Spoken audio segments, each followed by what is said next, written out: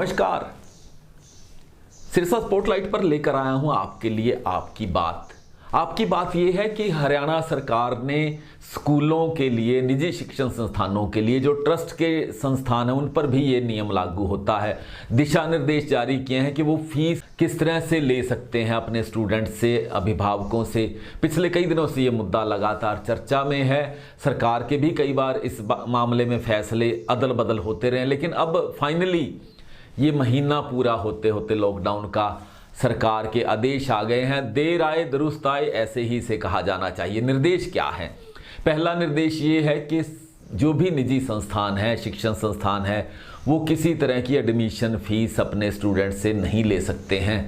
वो कोई building fund भी नहीं ले सकते हैं, वो कोई ट्रांसपोर्टेशन चार्जेस भी नहीं ले सकते हैं, वो कोई डेवलपमेंट चार्जेस भी नहीं ले सकते हैं, वो किसी तरह के कोई छुपे हुए चार्जेस नहीं ले सकते हैं, हिडन चार्जेस जो है वो नहीं ले सकते हैं। वो ले क्या सकते हैं? वो केवल ट्यूशन फीस ले सकते हैं, क्योंकि ऑनलाइन पढ़ाया जा रहा है स्कूलों द्वारा, इसलिए ना तो ट्रांसपोर्टेशन का कोई खर्चा उनका हो रहा है, सरकार ये मानकर चलती है, इसीलिए ये दिशा निर्देश दिए गए हैं। वो केवल अपनी ट्यूशन फीस ले सकते हैं। सरकार ने स्पष्ट तौर पर ये आदेश जारी कर दिए हैं, इसलिए अब अगर आपसे कोई स्कूल वाले किसी तरह की कोई फीस मांगते हैं तो उन्हें इन आदेशों के बारे में बताइए। और आपकी बात ये भी है कि अब स्कूल वाले इस समय जब कोरोना का संकट काल चल रहा है, वो किसी तरह की ड्रेस में कोई तब्दीली नहीं कर सकते हैं।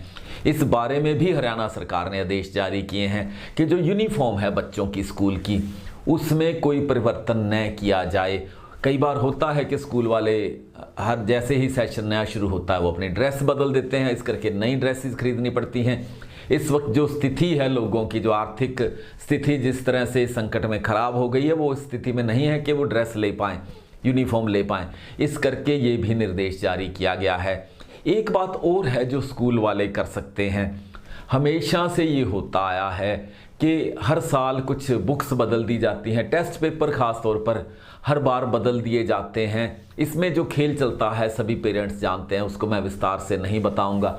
लेकिन इस बार सरकार ने ये भी निर्देश जारी कर दिया है कि कोई टेस्ट पेपर नहीं बदले जाएंगे, कोई किताबें नहीं बदली जाएंगी।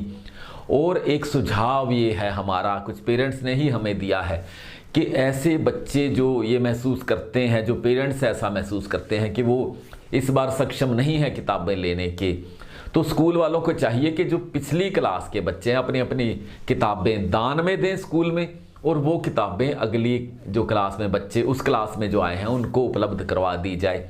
इस तरह से आर्थिक बोझ भी नहीं पड़ेगा पेरेंट्स पर और बच्चे भी पढ़ पाएंगे। स्कूल वालों को चाहिए कि इतने लंबे समय से लोगों ने ट्रस्ट के माध्यम से और आपको फीस देकर, बिल्डिंग चार्जेस देकर आपके स्कूलों को खड़ा किया है।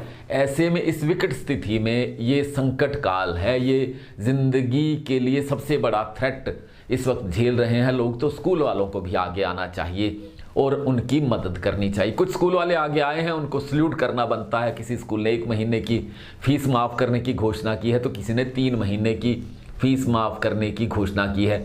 वो बहुत अच्छे ढंग से सोच रहे हैं अपने उन विद्यार्थियों के लिए जिन्होंने आजीवन उनका साथ दिया है। उन पेरेंट्स के बारे में भी उनको सलाम करते हैं, साथ ही ये पेरेंट्स से भी आशा करते हैं कि इन दिशा निर्देशों का वो ध्यान रखेंगे। जब भी स्कूल में जाएं तो उन्हें स्पष्ट कहें कि सरकार के ये आदेश हैं।